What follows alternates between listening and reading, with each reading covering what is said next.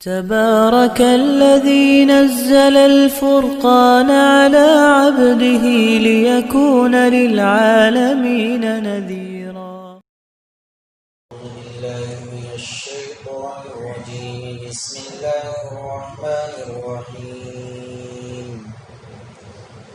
ليس عليكم جناح أن تبتغوا فضلا من ربكم فإذا فرغتم من عرفات فاذكروا الله عند المشعر الحرام واذكروه كما هداكم وإن كنتم من قبله لمن الضالين.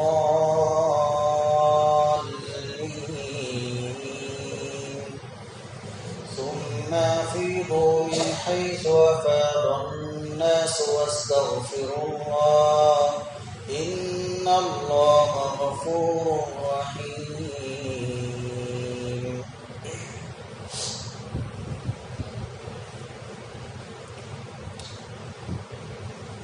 ليس عليكم جناح أن تبتغوا فضلا من ربكم.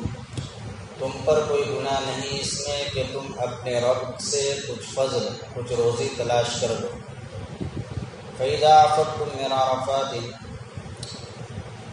فَاذْكُرُوا اللَّهَ عِندَ الْمَشْعَرِ الْحَرَامِ. پھر جب تم عرفات سے لوٹو تو اللہ کا ذکر کرو مشعر حرام کے پاس، اور اللہ کا ذکر ایسے کرو، اللہ کو ایسے یاد کرو جیسے اللہ نے تم کو یاد کرنے کا طریقہ بتلایا ہے اور تم اس سے پہلے ناواقف لوگوں میں سے تھے.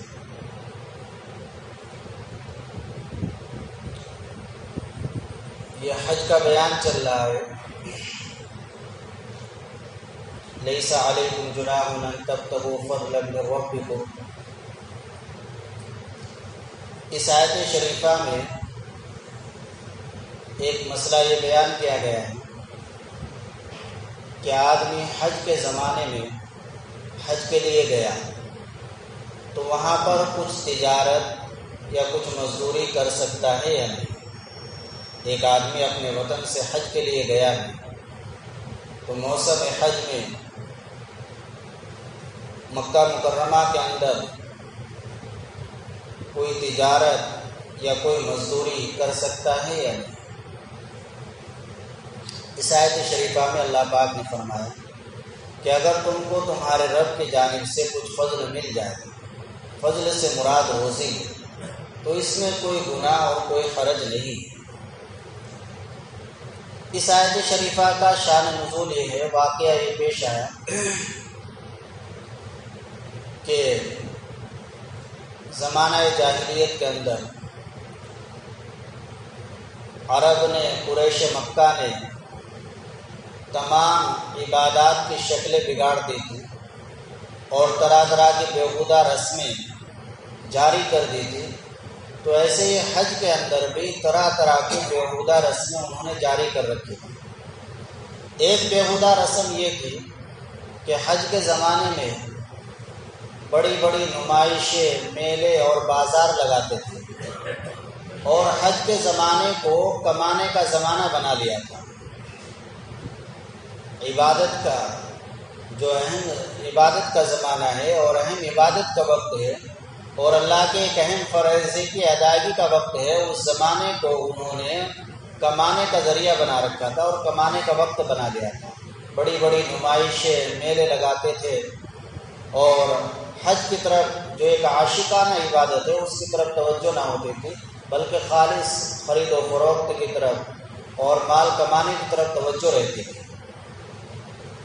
اللہ پاک نے ان سب چیزوں سے منع فرمایا اور یہ حکم نازل ہو گیا کہ حج یہ تو خالص عاشقانہ عبادت ہے، اس کے اندر تم نے جو جہالت کی باتیں اور بیہودہ رسم پیدا کر دی ہے ان رسموں کو ختم کرو اور خالص اللہ کے لیے حج کرو، خالص اللہ کے لیے ہی اس کو ادا کرو. تو جب یہ حکم نازل ہو گیا تو حضرات صحابہ کرام رضی اللہ عنہم کے دل میں خیال آیا کہ اب تو یہ ممانعت اور یہ حرمت عام ہو گئی. اب ہم حج کے زمانے میں کوئی مزدوری کوئی تجارت نہیں کر سکتے. چنانچہ بعض حضرات نے حضرت عبداللہ بن عمر رضی اللہ عنہما سے سوال کیا. ایک شخص آئے اور عرض کیا کہ جی ہم حج کے زمانے میں اپنے اونٹوں کو لے جاتے ہیں، لوگ کرائے پر اونٹ لے جاتے ہیں، سواری کرتے ہیں، اپنا سامان لے جاتے ہیں، ہم ان کے ساتھ اونٹ چلا کر لے جاتے ہیں، تو وہ بھی اپنا حج کرتے ہیں، ہم بھی اپنا حج ادا کر لیتے ہیں، تو کیا ایسی صورت میں ہمارا حج ادا نہیں ہوگا؟ ان سے ہمیں کچھ مزدوری ملی ہے، تو کیا ایسی صورت میں ہمارا حج ادا نہیں ہوگا؟ تو حضرت عبداللہ بن عمر رضی اللہ عنہما نے فرمایا کہ یہی سوال بعین ہی ایک صحابی نے نبی پاک صلی اللہ علیہ وسلم سے کیا تھا کہ جی ہم حاجیوں کے ساتھ اپنے اونٹ لاتے ہیں، ان پر حاجیوں کا سامان لاتے ہیں، ان سے مزدوری لیتے ہیں، کرایہ لیتے ہیں، پھر جیسے وہ حج کرتے ہیں ہم بھی ان کے ساتھ حج کر لیتے ہیں، ہمارا حج ادا ہوگا یا نہیں؟ تو نبی پاک صلی اللہ علیہ وسلم نے کوئی جواب نہیں دیا تھا. یہ آیت شریفہ نازل ہو گئی، لیس علیکم جناح ان تبتغوا فضلا من ربکم، کہ اس میں تمہارے اوپر کوئی گناہ نہیں، کوئی حرج نہیں اگر تم ایسا کرو. اب رہی مسئلے کی بات کہ حج کے زمانے میں آدمی کچھ سامان اپنے وطن سے لے جائے اور اس کو وہاں فروخت کر لے، یا اسی طریقے سے وہاں کوئی مزدوری کر لے، تو ایسا کر سکتا ہے یا نہیں؟ تو علماء نے اس مسئلے کی تفصیل لکھی ہے کہ اصل مدار نیت پر ہے. اگر آدمی کی نیت خالص حج کرنے کی ہے، فریضہ ادا کرنے کی ہے، لیکن مصارف حج کم ہونے کی وجہ سے حج کا جو خرچہ ہے وہ کچھ کم پڑ رہا ہے، یا گھر کی تنگی کی وجہ سے کچھ سامان تجارت ضمن لے جا رہا ہے، یا کچھ وہاں مزدوری کا کام کر رہا ہے، لیکن یہ اصل نیت نہیں، اصل نیت حج کرنا ہے، نیت پر مدار ہے سب. تو اس صورت میں اس کے لیے بالکل جائز ہے، کسی طرح کی کوئی کراہت نہیں ہے، اور حج کی جو اس کے اخلاص میں بھی کوئی کمی نہیں ہے. حج کی جو برکات ہے وہ اس کو پوری حاصل ہوگی، حج کا پورا ثواب ملے گا.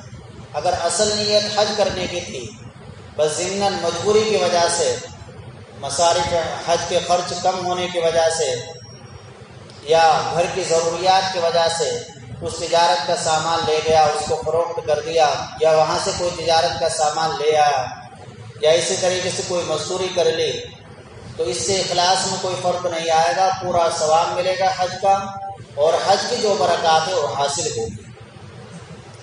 لیکن اگر اصل نیت تجارت کی ہے، تجارت ہی اصل نیت ہے، کمانا ہی اصل نیت ہے، اور حج کو ضمناً قرار دے رہا ہے، یا دونوں نیتیں برابر ہیں، حج کی بھی نیت ہے، تجارت کی بھی نیت ہے، دونوں برابر ہیں، تو اس صورت میں علماء نے لکھا ہے کہ یہ اس کے اخلاص میں فرق ہے. اب اس کا حج تو ادا ہو جائے گا، فریضہ تو ادا ہو جائے گا، لیکن حج کا مکمل ثواب نہیں ملے گا، اور حج کی جو برکات ہے وہ اس کو حاصل نہیں ہوگی. حج کی جیسی برکات ہے وہ اس کو پوری حاصل نہیں ہوگی. تو الغرض حج کے زمانے میں آدمی تھوڑا بہت ضرورت کے پیش نظر مزدوری کر لے، کوئی معمولی تجارت کر لے، تو اس میں کوئی گناہ کی بات نہیں. لیکن علماء نے لکھا ہے کہ خاص طور سے حج کے جو 5 دن ہیں تو ان میں کوئی کام نہ کرے. 9, 10, 11, 12, 13 جو حج کے 5 دن ہیں، تو ان دنوں کے اندر بس حج ہی کے اعمال اور حج ہی کے ارکان ادا کریں، کوئی اور تجارت کا کام یا اسی طریقے سے مزدوری کا کام یہ دونوں